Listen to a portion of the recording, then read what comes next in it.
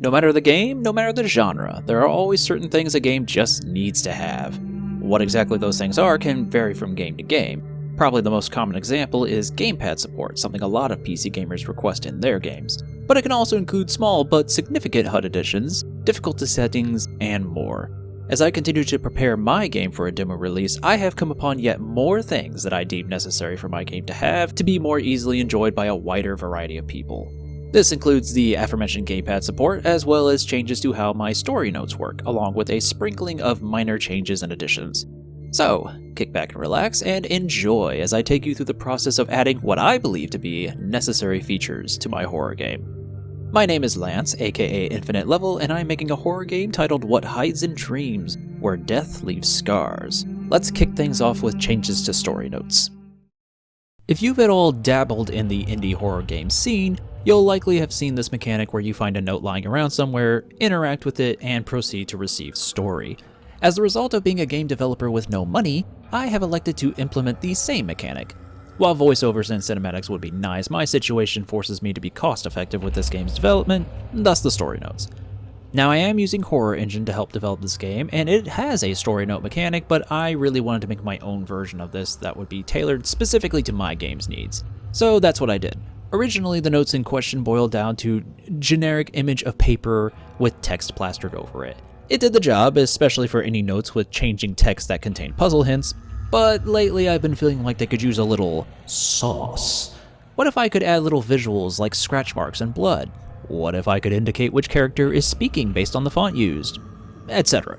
But the issue was the current system was far too rigid to allow those things. I could modify the story note GUI to be more dynamic, but notes can contain all kinds of unknown variables that I would somehow have to account for, and that was sounding like more work than it was worth. For as my father would say, work smarter, not harder. Besides, even with the most robust GUI, I don't know of any way to make text smear like you see in this note. The solution, it seemed, was to use images instead, but this posed its own set of problems. So I recently played Spec Ops: The Line, and now I know that seems completely unrelated to all of this, but we'll loop back around to story notes in a second. In that game, one of the things you can do aside from committing war crimes is pick up intel items, which gave you additional backstory on the characters in the game. Each piece of intel is made up of an image and some text, and VoiceOver narrates that text. I'm not sure how well you'll be able to see it on your end, but blown up on my large monitor, the associated image was a bit blurry. But you'll notice the text is not blurry, in fact it's rather crisp. Now of course, the developers of Spec Ops: The Line almost certainly had originally made those images in as high of a resolution as they deemed necessary, given the technology of the time. And when it was initially released in 2012, it probably looked fine. But with time and improved resolution, the image ironically started to look worse. For What Hides in Dreams, I try to work around this somewhat by making the images in as high of a resolution as reasonable, keyword being reasonable. Thus, I made them all 4K images, which should hopefully keep them looking nice for the foreseeable future. Of course, that is going to add to the game's file size like a carton of ice cream adds to my waistline, but I felt this was a worthy sacrifice to keep story note images looking good. But even that's not fail-proof because you just know that one day people are going to be rocking 8K resolution screens and my game will be exactly where I said Spec Ops is now. So as a final precautionary measure, I added a text-based reading mode which displays what the note says in plain text, ensuring that no matter how gigantic our screens get, you should always be able to read the content of the story notes. Next was figuring out gamepad support. Horror Engine, the starter project I used to kickstart my game's development, has thankfully solved a lot of gamepad implementation for me. You can use a gamepad for much of the game right out of the box. The major exception, however, is the main menu, as well as any custom GUI you can create yourself, such as for tutorials or the aforementioned story notes. And my god, implementing gamepad support in an Unreal Engine widget sucks! In Unreal Engine, things like buttons in a menu can have styles, which determine how the button looks when you hover the mouse over a button, click the button, or disable it. But for gamepads, navigating a menu of course isn't done with a mouse, unless of course your game is a freak that uses a digital cursor, so you instead determine which widget has focus, which unfortunately is not the same thing as mouse hover. What this means is that you have to rig a whole new system for showing which option the player is currently focused on, instead of relying on the mouse styles. That's easy enough for simple menus, but anything like, oh gee, I don't know, A settings menu with a variety of buttons, input action selectors, sliders, and tabs makes this task a little more Herculean. And that's just to get the look of the buttons right, never mind the functionality. I straight up had to go through the Horror Engine settings menu and manually set certain navigation rules for gamepad and keyboard navigation because the default rules weren't intuitive at all. Nothing like pressing up on the D-pad only for your selection to move left. And I'll never get over how weirdly restrictive the available inputs are for Unreal's menus.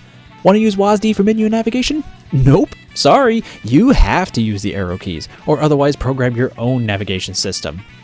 I have a question for Tim Sweeney. What? Getting menu navigation working on gamepads was certainly the biggest challenge, but it was far from the only gamepad-related issue I ran into.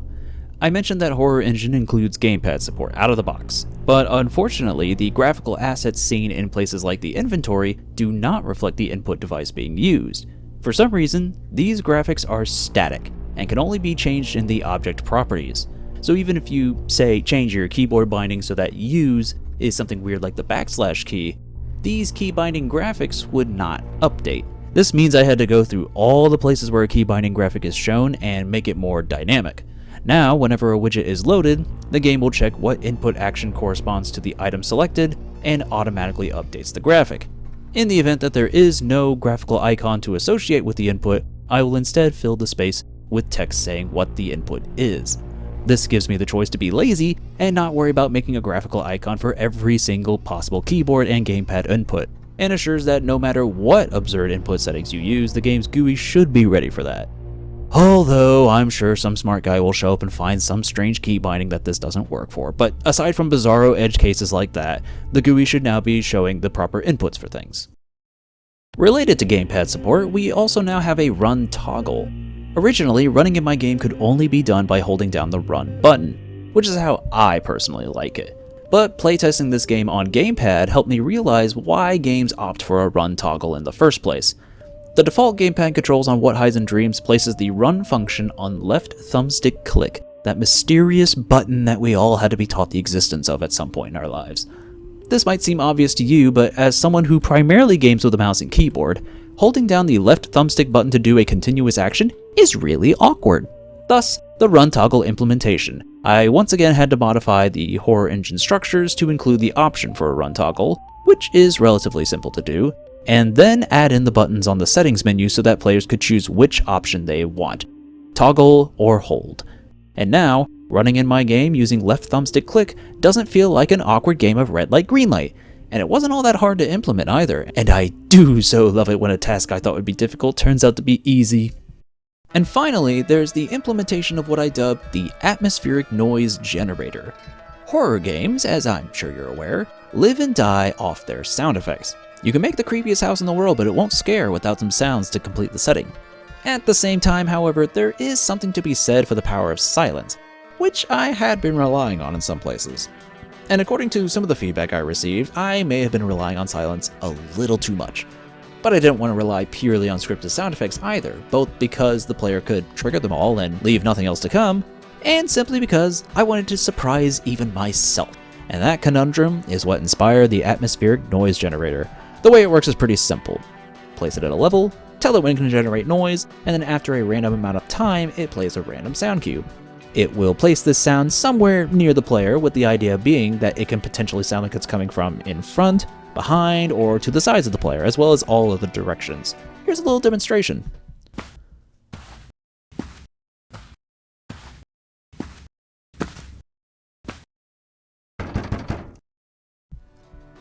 Just to reiterate, that was not scripted. I had nothing to do with that. The game just decided to play that sound at that spot in that moment. The system still needs tuning, but I predict this will add a lot to the game's atmosphere. What? I predict this will add a lot to the game's atmosphere for comparatively little work. For as my father would say, work smarter, not harder. And yes, I'm aware I already said that once. The second time is for emphasis. Aside from tuning the timing and sound placement, there's of course the issue of creating those sound effects too, but that'll come with time as they're needed. For now, however, I'm pretty happy with how this has come together. No doubt more necessary features will be added as development progresses, but for now we'll leave it at that. As I write this, I am currently in the midst of getting some early feedback on the content of What Hides in Dreams so far. I'm hoping that this round of playtesting will get me the information I need to finally get this demo in a presentable state, and then you can finally get a taste of the game yourself instead of hearing me talk about it. Barring any setbacks or other exciting new developments, I suspect the next devlog will be talking about that received feedback and how it will be applied to the full game. So if you're curious to hear about that, then I would encourage you to subscribe to the channel. Likes are always appreciated, of course, and hey, if you hated this, you can always dislike it too. You are, it turns out, allowed to do that. But most importantly, if this game looks interesting to you, then I would love it if you wishlisted What Hides in Dreams on Steam. Wishlisting is how Steam gauges interest in a game and can help me out in the long run, and you'll get a notification the moment the game releases. Link is in the description below. Until next time.